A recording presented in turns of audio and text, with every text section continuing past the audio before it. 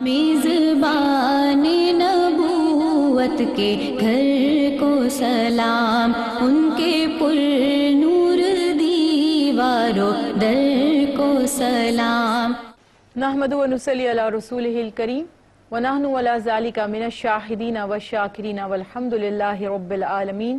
اما بعد واعوذ باللہ من الشیطان الرجیم، بسم اللہ الرحمن الرحیم۔ السلام علیکم ناظرین، آپ کی میزبان زنیر انبر اور پروگرام ہے ہمارا امہات المومنین۔ پچھلے پروگرام میں ہم بات کر رہے تھے رسول اللہ صلی اللہ علیہ وسلم کی زوجہ محترم حضرت عائشہ صدیقہ رضی اللہ تعالی عنہا سے متعلق، اور ہم نے بات کی تھی کہ کس طرح سے حضرت عائشہ صدیقہ رضی اللہ تعالی عنہا رسول اللہ صلی اللہ علیہ وسلم کے نکاح میں آئیں۔ واقعات بیان کیے جاتے ہیں، اکثر تاریخوں میں تھوڑی کنفیوژن بھی ہو جایا کرتی ہے، کبھی اختلاف بھی پایا جاتا ہے۔ تو جب اختلاف پایا جاتا ہے کسی مسئلے میں، اگر تو اسے ہمارے کسی عقیدے پر یا رسول اللہ صلی اللہ علیہ وسلم سے متعلق اگر کوئی بات ہے اور رسول اللہ صلی اللہ علیہ وسلم کی شان کے مطابق وہ بات ہے، یعنی نعوذ باللہ معاذ اللہ کہ نبی کریم صلی اللہ علیہ وسلم کی شان سے وہ کم نہ ہو، آپ صلی اللہ علیہ وسلم کا جو مزاج پاک تھا، آپ صلی اللہ علیہ وسلم کے جو اعلیٰ اوصاف تھے، ان سے مطابقت اسے ہونی چاہیے۔ اور رسول اللہ صلی اللہ علیہ وسلم کی ذات سے متعلق جب کوئی بات سنے تو ایک کرائیٹیریا ہے اس کی سچائی کو جاننے اور پہچاننے کا۔ بس یہ جان لیجئے کہ دنیا میں اگر کوئی اچھا اخلاق ہو سکتا ہے، دنیا میں اگر کوئی خوبی مانی جاتی ہے انسانوں کی، دنیا میں اگر کسی انسان میں کسی چیز کو وصف کی نظر سے، خوبی کی نظر سے دیکھا جاتا ہے، تو سمجھ لیجئے گا کہ دنیا بھر کے انسانوں میں جو خوبیاں ہیں، محمد مصطفیٰ صلی اللہ علیہ وسلم ان تمام خوبیوں کا منبع ہیں۔ ایک آیت قرآن پاک کی میری اس بات کی تصحیح کر دے گی، میں دلیل کے طور پر پیش کروں گی کہ اللہ اپنے محبوب کے لیے فرماتا ہے وَإِنَّكَ لَعَلَى خُلُقٍ عَظِيمٍ، کہ محبوب آپ اخلاق کے سب سے اونچے درجے پر ہیں، بہت عظیم درجے پر ہیں۔ تو یہاں سے بات ختم ہو جاتی ہے۔ یہ میرے نبی کا کردار ہے، یہ میرے نبی کی سیرت ہے کہ دوست تو دوست ہیں، دشمن بھی آپ صلی اللہ علیہ وسلم کے کردار پر انگلی نہیں اٹھا سکتا۔ کمال تو یہ ہے، یعنی معجزہ تو یہ ہے ہمارے آقا کا کہ زمانہ جہالت میں، جہاں کوئی تصور ہی نہیں تھا، کہ کوئی ڈیفرنشیٹ کرنے والا نہیں تھا کہ گناہ کیا ہے اور نیکی کیا ہے، کیا دیانتداری میں شمار ہوتا ہے اور بے ایمانی کسے کہتے ہیں، اس دور میں جبکہ آپ نے اعلان نبوت فرمایا بھی نہیں، جبکہ آپ صلی اللہ علیہ وسلم پر ابھی باقاعدہ قرآن پاک کا یعنی وحی الہی کا نزول شروع بھی نہیں ہوا، اس دور میں بھی ہمارے آقا کا کردار اتنا پاکیزہ تھا، اتنا مبارک تھا، اتنا مقدس تھا کہ جب آپ صلی اللہ علیہ وسلم نے اعلان نبوت فرمایا تو دشمن یہ تو کہتے تھے کافر کہ ہم اس دین کو نہیں مان سکتے، ہم اپنے باپ دادا کے دین کو یعنی بت پرستی کو نہیں چھوڑ سکتے، لیکن ابو جہل جیسا دشمن بھی کہتا ہے کہ خدا کی قسم میں محمد صلی اللہ علیہ وسلم، میں محمد کو جھوٹا نہیں کہتا، مگر کیا کروں کہ میں اپنے باپ دادا کے دین کو نہیں چھوڑ سکتا۔ تو یہ ہے کردار کی ضمانت۔ قرآن پاک سے آپ کو دلیل دی، ہمیں کسی غیر مسلم کی دلیل کی ضرورت نہیں ہے، ہمیں کسی دشمن کی، کسی کافر کی، کسی بت پرست کی دلیل کی ضرورت نہیں ہے۔ لیکن ہوتا کیا ہے کہ اس سے اندازہ لگائیے کہ کیا کردار تھا کہ زمانہ جہالت میں بڑے سے بڑا دشمن بھی آپ کے کردار پر انگلی نہیں اٹھا سکتا تھا۔ یہ ہے شان رسول اللہ صلی اللہ علیہ وسلم کی۔ تو آپ سے متعلق جب بھی کوئی بات ہم تک پہنچے تو ہمارا کام کیا ہے کہ ہم اسے قرآن کی طرف پھیر دیں، رسول اللہ صلی اللہ علیہ وسلم کی ذات کو قرآن سے دیکھیں، کہ جیسے اللہ تعالی ارشاد فرماتا ہے کہ نبی کریم صلی اللہ علیہ وسلم تو اپنی زبان مبارک سے کوئی بات ہی نہیں فرماتے، وہ تو صرف وہی بات کرتے ہیں جو ان پر اللہ کی طرف سے وحی کر دی جاتی ہے، اور رسول اللہ صلی اللہ علیہ وسلم کا کوئی عمل بھی اللہ کی رضا کے بغیر نہیں ہوتا تھا، اللہ کے حکم کے بغیر نہیں ہوتا تھا۔ تو اسی طرح سے میں یہ بات اپنے مسلمان بہنوں اور بھائیوں کو سمجھانے کی کوشش کر رہی ہوں کہ جب رسول اللہ صلی اللہ علیہ وسلم نے حضرت عائشہ صدیقہ رضی اللہ تعالی عنہا سے نکاح فرمایا تو آپ یعنی حضرت عائشہ بلوغت کی عمر تک پہنچ چکی تھی۔ تو بہت سے جو لوگ ذہن میں سوال اٹھاتے ہیں اور بہت سے غیر مسلم لب کشائی کی جرات کرتے ہیں، تو ان کے لیے یہ جواب ہے کہ رسول اللہ صلی اللہ علیہ وسلم کا کوئی عمل قرآن پاک سے ہٹ کر نہیں تھا، اس سے متصادم نہیں تھا۔ تو حضرت ابو بکر صدیق رضی اللہ تعالیٰ عنہ فرماتے ہیں کہ ہجرت سے 3 سال قبل ماہ شوال میں رسول اللہ صلی اللہ علیہ وسلم کے نکاح میں حضرت عائشہ صدیقہ رضی اللہ عنہ کو دیا گیا، اور حضرت ابو بکر صدیق رضی اللہ تعالیٰ عنہ نے خود نکاح پڑھایا۔ اس کے بعد ایک سوال یہاں سے اور سمجھ آتا ہے کہ شوال کے مہینے میں، یہ دیکھیے کہ شوال کے مہینے میں عرب میں طاعون کی خوفناک وبا پھیل گئی تھی اور بہت سی اس سے موتیں واقع ہو گئی تھی، یعنی اموات واقع ہو گئی تھی، ہلاکتیں ہو گئی تھیں۔ تو لوگوں کے دل میں یہ بات بیٹھ گئی تھی کہ شاید یہ مہینہ کوئی بڑا سخت مہینہ ہے، یہ مہینہ خدا نخواستہ کوئی نحوست والا مہینہ ہے۔ تو یہاں پہ دیکھیے کہ جب بھی ہم کوئی واقعات بیان کرتے ہیں تو دیکھیے اس کے پیچھے کتنا اس میں ہمارے لیے سبق ہے، کیا کیا حکمتیں، کیا کیا اسرار اور کیا کیا رموز اس میں پوشیدہ ہوتے ہیں۔ صرف غور و فکر کرنے کی بات ہے کہ حضرت عائشہ صدیقہ رضی اللہ عنہا کا نکاح بھی شوال میں ہوا، اور خود فرماتی ہیں کہ یہ مثال ہے، یعنی اس سے اچھا تو کوئی نکاح دنیا میں نہیں ہوا۔ یہ محمد مصطفیٰ صلی اللہ علیہ وسلم نے بھی جیسے حضرت عائشہ صدیقہ رضی اللہ عنہا سے محبت فرمائی، آپ کی خوشی، اور حضرت عائشہ صدیقہ رضی اللہ عنہا کو جو سعادت ملی محمد مصطفیٰ صلی اللہ علیہ وسلم کے نکاح میں آنے کے بعد، اور جتنی خوبصورت حیات، جتنا پیارا وقت ان کا گزرا، تو اس میں کسی کو شک نہیں۔ تو یہ عقیدہ اس میں ہماری اصلاح ہوتی ہے کہ ہم کسی دن کو، کسی گھڑی کو، کسی مہینے کو نحوست والا، یا جس کو ہم کہتے ہیں نا منحوس، وہ نہ سمجھیں، نہ جانیں۔ اور حضرت عائشہ صدیقہ رضی اللہ عنہا ہی فرماتی ہیں کہ جب رسول اللہ صلی اللہ علیہ وسلم سے پوچھا گیا، کیونکہ لوگ سفر کے مہینے میں بھی بڑا گمان کرتے تھے کہ اس میں بلائیں اترتی ہیں، تو آپ نے فرمایا کہ اے عائشہ، کوئی دن یا کوئی مہینہ منحوس نہیں ہوتا، نحوست تو انسان کے اعمال سے وابستہ ہوتی ہے، یعنی ہمارے لیے وہ دن نحوست والا ہوتا ہے جس دن ہماری کوئی نیکی آسمان کی طرف نہ اتاری گئی ہو، آسمان کی طرف نہ بھیجی گئی ہو، یعنی جس دن ہمیں کسی نیک عمل کی توفیق نہ ملے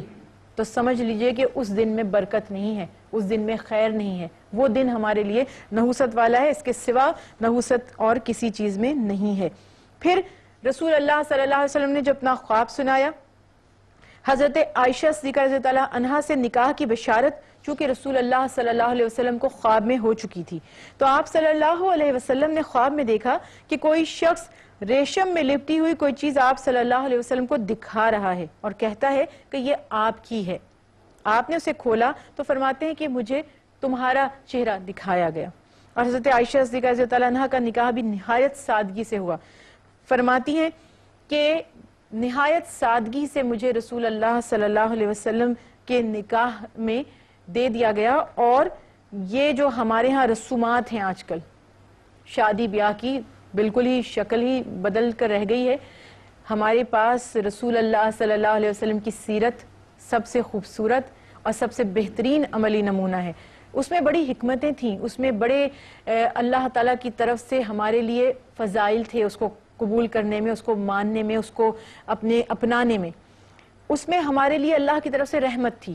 آسانیاں تھیں۔ آج اپنی زندگی کو ہم نے خود ہی بہت مشکل بنا لیا۔ ازواج مطہرات کا ذرا دیکھیے، پڑھیے، انشاءاللہ اگر اللہ تعالیٰ نے توفیق عطا فرمائی تو ہم پڑھیں گے، دیکھیں گے، تو ذرا سا غور کیجئے گا کہ کس طرح سے ازواج مطہرات رسول اللہ صلی اللہ علیہ وسلم کے نکاح میں آئیں۔ اب حضرت عائشہ صدیقہ رضی اللہ عنہا نے خود ہی فرمایا کہ نہایت سادگی سے ان کا نکاح طے پایا، اور پھر ہجرت کا واقعہ کہ حضرت عائشہ صدیقہ رضی اللہ عنہا سے نکاح کے 3 سال کے بعد آپ صلی اللہ علیہ وسلم نے ہجرت فرمائی تھی، اور آپ جیسے قرآن پاک میں بیان کیا گیا ثانی اثنین کے 2 غار والے ساتھی، یعنی 2 کون تھے؟ غار کا ساتھی کون تھا؟ محمد مصطفیٰ صلی اللہ علیہ وسلم کے ساتھ جو غار کے ساتھی تھے وہ صدیق اکبر تھے، اور سب سے پہلے حضرت ابو بکر صدیق رضی اللہ تعالیٰ عنہ نے نبی کریم صلی اللہ علیہ وسلم کے ساتھ مکہ سے مدینہ کی طرف ہجرت فرمائی، اور مدینہ پہنچ کر آپ صلی اللہ علیہ وسلم اور حضرت ابو بکر صدیق رضی اللہ تعالیٰ عنہ نے زید بن حارثہ کو اپنے باقی اہل و عیال کو لانے کے لیے مکہ بھیجا، اور پھر واپسی پر آپ صلی اللہ علیہ وسلم کے فرمانے کے مطابق، آپ کے حکم کے مطابق، حضرت زید نبی کریم صلی اللہ علیہ وسلم کے کنبے کو لے کر، اور حضرت فاطمہ الزہرا رضی اللہ تعالیٰ عنہا بھی اس میں شامل تھی، ام کلثوم رضی اللہ تعالیٰ عنہا، حضرت سودا رضی اللہ تعالیٰ عنہا بھی اس میں شامل تھی، سب کے سب نبی کریم صلی اللہ علیہ وسلم سے آ کر مدینے میں ملے۔ اور بتایا جاتا ہے کہ راستے میں جب حضرت عائشہ صدیقہ رضی اللہ تعالیٰ عنہا تشریف لا رہی تھی تو ایک لمحے کے لیے گھوڑا بہت تیزی سے دوڑنے لگا، تو آپ کی والدہ ام رومان فرماتی ہیں کہ یہ تو میری دلہن ہے، یہ میری بیٹی ہے، اور اللہ کی شان دیکھیے کہ خود بخود گھوڑا اپنے اس صحیح مقام پر آ گیا، اور حضرت عائشہ صدیقہ رضی اللہ عنہا کو کسی قسم کی کوئی پریشانی یا کوئی ایذا نہیں پہنچی۔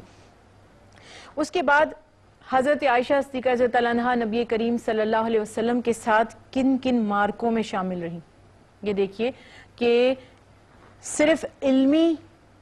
ہی فراست حاصل نہیں تھی، بلکہ کہتے ہیں نا کہ شجاعت، ہمت اور بہادری بھی بے پناہ تھی۔ غزوہ احد میں شرکت فرماتی ہیں، اور جو شہید ہو گئے یا جو زخمی ہو گئے کس طرح سے وہاں پر مدد فرمائی، زخمیوں کو پانی پلانا، زخمیوں کی مرہم پٹی کرنا، ان کے زخموں کو صاف کرنا، خیال رکھنا، اور اتنی ہمت اور بہادری تھی کہ جنگ میں صفوں کے آگے آگے رہتے تھے۔ یہ بھی بتایا جاتا ہے کہ جب غزوہ احد میں ایک دم یہ خبر پھیل گئی تھی، کہتے ہیں نا کہ منافق نے یا کسی شیطان نے یہ خبر عام کر دی کہ نعوذ باللہ معاذ اللہ محمد مصطفیٰ صلی اللہ علیہ وسلم شہید ہو گئے ہیں، تو وہ خبر اتنی تیزی سے پھیلی تو حضرت عائشہ صدیقہ رضی اللہ عنہا اور حضرت صفیہ رضی اللہ تعالی عنہا اور حضرت فاطمہ الزہرا رضی اللہ تعالی عنہا فوری طور پر دیوانہ وار میدان جنگ کی طرف لپکی، اور بالکل عین پرواہ بھی نہیں کی کہ ہر طرف سے تیر اندازی ہو رہی ہے، ہر طرف سے دشمن وار کر رہا ہے، لیکن رسول اللہ صلی اللہ علیہ وسلم کی تلاش میں نکلی، اور جب نبی کریم صلی اللہ علیہ وسلم کو وہاں دیکھا تو سجدہ شکر بجا لائیں، اللہ تعالیٰ کی بارگاہ میں سجدہ ریز ہو گئیں۔ سب نے مل کر رسول اللہ صلی اللہ علیہ وسلم کے زخموں کو صاف کیا، اور آپ صلی اللہ علیہ وسلم کے ساتھ جتنے دیگر اصحاب زخمی ہوئے تھے اپنے مشکیزیں سنبھال کر انہیں پانی پلانا شروع کیا۔ حضرت عائشہ صدیقہ رضی اللہ عنہا کا ایک اور مقام، ایک اور مرتبہ جہاں سے پتہ چلتا ہے کہ ان کی فراست، رسول اللہ صلی اللہ علیہ وسلم سے ان کا تعلق، ان کی محبت اور ان کا زہد اور تقوی کس حد تک تھا، واقعہ بیان کیا جاتا ہے۔ اکثر ہم حوالہ دیتے ہیں جب ہم تفسیر قرآن پاک پڑھا رہے ہوتے ہیں یا سن رہے ہوتے ہیں کہ ظاہر ہے کہ شروع میں مسلمانوں کی جو مالی حالت تھی، کیونکہ دیکھیں ہجرت کر کے آنے والے مہاجر کس طرح کی دشواریاں، کس طرح کی تکالیف انہوں نے برداشت کی ہوں گی، لیکن وقت گزرتا گیا، مسلمانوں کو فتوحات حاصل ہونے لگی، کافی مالی حالت بہتر ہونے لگی، تو ازواج مطہرات نے آپس میں مشورہ کیا کہ ہم رسول اللہ صلی اللہ علیہ وسلم سے یہ درخواست کرتے ہیں کہ اب تو عام مسلمانوں کی بھی مالی حالت بہت بہتر ہو رہی ہے، تو ہم چونکہ تنگ دستی سے گزر اوقات کر رہے ہیں تو ہمارے لیے جو مال غنیمت حاصل ہو رہا ہے، جو وظیفہ مقرر کیا گیا ہے، اس میں اضافہ کر دیا جائے۔ تو جب انہوں نے اپنے مقررہ جو گزارا تھا، جو وظیفہ تھا، جو خرچہ تھا، اس میں اضافے کی خواہش ظاہر کی، تو یہاں واقعہ بیان کیا جاتا ہے کہ حضرت ابو بکر صدیق رضی اللہ تعالیٰ عنہ اور حضرت عمر فاروق رضی اللہ تعالیٰ عنہ نے اپنی بیٹیوں، یعنی حضرت ابو بکر صدیق رضی اللہ تعالیٰ عنہ کی بیٹی حضرت عائشہ صدیقہ رضی اللہ تعالیٰ عنہ اور حضرت عمر فاروق رضی اللہ تعالیٰ عنہ کی بیٹی حضرت حفصہ رضی اللہ تعالیٰ عنہ جو رسول اللہ صلی اللہ علیہ وسلم کے نکاح میں تھی، دونوں نے مشورہ دیا کہ نبی کریم صلی اللہ علیہ وسلم سے مت تم یہ مطالبہ کرو، مگر اللہ کی یہ شان دیکھیے کہ رسول اللہ صلی اللہ علیہ وسلم اللہ کے رسول ہیں، مگر ظاہر ہے کہ اپنی بیویوں کے لیے جیسے کہ ایک شوہر کا بیوی پر جو رشتہ جو کہنا چاہیے حق ہوتا ہے بیوی کا، وہ مطالبہ بھی کر سکتی ہے. تو رسول اللہ صلی اللہ علیہ وسلم نے کبھی اپنی بیویوں کو اپنا حق لینے سے منع نہیں فرمایا. مگر کچھ واقعہ اس طرح سے بیان کیا جاتا ہے کہ جب آپ صلی اللہ علیہ وسلم نے یہ سنا کہ ازواج مطہرات اپنے وظیفے میں یا خرچے میں اضافے کا تقاضا کر رہی ہیں تو آپ ان سے ناراض ہو گئے. لیکن دوسرا بھی ایک واقعہ اس میں موجود ہے کہ بیان کیا جاتا ہے کہ اس وقت نبی کریم صلی اللہ علیہ وسلم سے انہوں نے بیان بھی نہیں کیا تھا، ابھی اس واقعے کا اظہار بھی نہیں کیا تھا کہ دوسری ازواج جو باقی تھیں ان دونوں کے سوا وہ مطالبے پر قائم تھی. وہ چاہتی تھی کہ نبی کریم صلی اللہ علیہ وسلم سے مطالبہ کریں کہ ہمارے خرچے کو بڑھا دیا جائے. تو رسول اللہ صلی اللہ علیہ وسلم کو اسی زمانے میں یعنی جب یہ مطالبہ کر رہی تھی کہ ایک چوٹ آ گئی اور آپ صلی اللہ علیہ وسلم حضرت عائشہ صدیقہ رضی اللہ عنہا کے حجرے سے جو اٹیچ تھا، جو متصل تھا،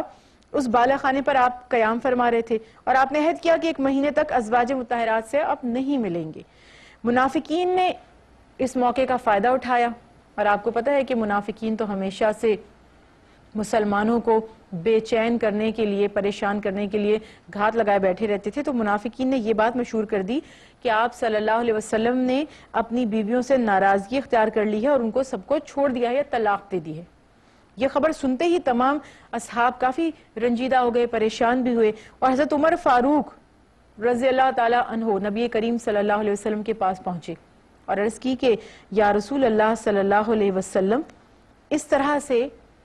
منافقین نے بات پھیلا دی ہے. آپ صلی اللہ علیہ وسلم سے فرماتے ہیں کہ کیا آپ نے اپنی بیویوں کو چھوڑ دیا ہے؟ آپ صلی اللہ علیہ وسلم نے فرمایا کہ نہیں. جناب عمر اس بات پر خوش ہوئے اور جا کر سب کو یہ خبر دی. لیکن جب 29 دن پورے ہو گئے اور آپ صلی اللہ علیہ وسلم ایک دن بالا خانے سے اتر کر تشریف لائے تو حضرت عائشہ صدیقہ رضی اللہ عنہا فرماتی ہیں کہ میں نے رسول اللہ صلی اللہ علیہ وسلم سے عرض کی کہ یا رسول اللہ صلی اللہ علیہ وسلم، آپ نے 1 مہینے کا عہد فرمایا تھا اور آج 29 دن ہو گئے ہیں. تو آپ نے فرمایا کہ مہینہ کبھی 29 دن کا بھی ہوتا ہے. اور اس کے بعد اب یہ جو واقعہ آگے قرآن پاک سے بھی اس کو بیان کیا جاتا ہے سورہ احزاب کے حوالے سے کہ رسول اللہ صلی اللہ علیہ وسلم حضرت عائشہ صدیقہ رضی اللہ تعالی عنہا کے پاس تشریف لائے اور فرمایا، اے عائشہ، میں تم سے ایک بات پوچھتا ہوں، اس کا جواب اپنے والدین سے سوچ سمجھ کر مشورہ کر کے دو تو بہتر ہے. حضرت عائشہ صدیقہ رضی اللہ عنہا نے عرض کیا کہ یا رسول اللہ صلی اللہ علیہ وسلم، وہ کیا بات ہے؟ تو آپ صلی اللہ علیہ وسلم نے سورہ احزاب کی ان آیات کی تلاوت فرمائی جس کا ترجمہ میں آپ کے سامنے پیش کر رہی ہوں کہ اے نبی، اپنی بیویوں سے کہہ دیجئے اگر تم کو دنیا کی زندگی اور اس کی رونق درکار ہے تو آؤ میں تم کو اچھی طرح رخصت کر دوں، اور اگر اللہ اور اس کا رسول اور آخرت کا گھر پسند ہے تو جو تم میں سے نیک عورتیں ہیں اللہ نے ان کے لیے بڑا ثواب تیار کر رکھا ہے. یہ سنتے ہی حضرت عائشہ صدیقہ رضی اللہ تعالی عنہا نے عرض کی، یا رسول اللہ صلی اللہ علیہ وسلم، اس میں والدین سے مشورے کی کیا ضرورت ہے؟ میں تو اللہ اور اللہ کے رسول اور آخرت کے گھر کو اختیار کرتی ہوں. یہ معاملہ فہمی یعنی کہ بر وقت کہتے نا کہ قوت فیصلہ بھی ہے، معاملے کو سمجھا بھی، اور یقیناً وہ ان کا حق تھا کہ انہوں نے تقاضا کیا بحیثیت ایک شوہر کے محمد مصطفیٰ صلی اللہ علیہ وسلم سے کہ ہمارے خرچے جو ہیں، اخراجات جو ہیں، وہ ان میں اضافہ کر دیا جائے. نعوذ باللہ اس میں کسی قسم کی کوئی بری نیت یا لالچ پیچھے نظر نہیں آتا. لیکن اس کے باوجود چونکہ رسول اللہ صلی اللہ علیہ وسلم فرماتے ہیں کہ میں نے اپنے لیے